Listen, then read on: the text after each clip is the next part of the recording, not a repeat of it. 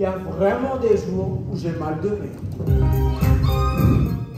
Au milieu de ce décor constitué de 20 000 ballons, représentant la profondeur des fonds marins, des jeunes de quartiers prioritaires font le show. De mer, je monte prendre l'air. Alors, mon personnage dans la comédie musicale, c'est Monsieur le maire. Donc c'est un monsieur qui commande tout un petit village dans l'océan. Je suis là pour regarder que le fonctionnement de ma ville, Aquaville, se déroule à la perfection. Je suis la Erika Barretch de Aquaville, exactement. Ce spectacle musical, c'est avant tout l'opportunité pour de nombreux jeunes de se dévoiler à travers l'art scénique, faisant parfois naître des vocations. Toute cette année, on a bossé, on a fait de la danse, de la comédie, du patin comme pour moi. Moi, j'ai appris pour la première fois. C'était franchement fantastique. En tout cas, c'est un métier où vraiment on s'amuse, même s'il faut beaucoup de sérieux. Mais on passe quand même de formidables journées et le soir, on se dit « Ah, j'ai bien travaillé ». Eh bien, moi, j'ai envie de former des jeunes. Donc, c'est pour ça qu'on a fait appel à la mission locale.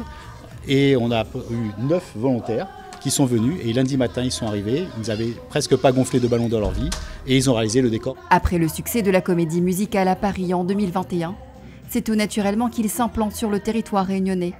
Subventionné par la capitale dionysienne, il est le résultat d'un travail acharné, réunissant près de 70 personnes. Sans dévoiler toute l'histoire, c'est un petit monde qui vit en paix, en parfaite harmonie et qui est menacé par un pétrolier qui risque de couler. À partir de là, on va se rendre compte et prendre conscience de nos défauts ou des choses qu'on peut faire pour sauver notre planète. Ils ont travaillé le chant, la danse, la comédie, pour certains le roller, le meringue, le jonglage, la langue des signes et puis plein de petits à côté. Alors, il y a plusieurs sujets. Un, il y a des enfants qui sont des quartiers prioritaires de la ville de Saint-Denis et qui se révèlent et qui trouvent de la fierté, de l'estime de soi, de la confiance. On a un deuxième sujet qui est, dans ce projet-là, il y a des enfants porteurs de handicap. Troisième sujet, c'est la formation des jeunes avec la mission locale, donc ce partenariat qu'on a réussi à faire pour avoir des nouveaux métiers.